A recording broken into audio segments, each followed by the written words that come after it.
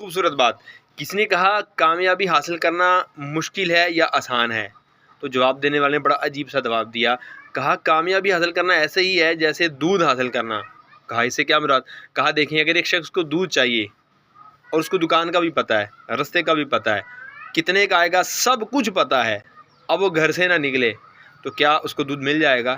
لیکن اگر اس نے دودھ حاصل کرنا ہے تو اب وہ گلی سے گزرے گا, گرمی سردی کیچڑ بارش سب کچھ برداشت کرے گا, پیدل چلنے کی تکلیف اٹھانے کے بعد وہ دودھ حاصل کر لیں گے کیونکہ آپ کو دودھ کی ضرورت ہے. لیکن اگر آپ کو دودھ کی ضرورت نہیں ہے تو کبھی بھی آپ گھر سے نہیں نکلیں گے.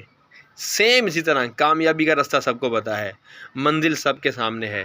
پرابلم کیا ہے؟ پرابلم یہ ہے کہ گھر سے نکلنا نہیں چاہتے, تکلیفیں اٹھانا نہیں چاہتے, گرمی سردی دھوپ برداشت کرنا نہیں چاہتے. تو آپ بتائیے دودھ آسان ہے کہ کامیابی؟ دونوں کے لیے گھر سے نکلنا پڑتا ہے, دونوں کے لیے کوشش اسٹرگل کرنی پڑتی ہے, مل دونوں چیزیں جاتی ہیں, بس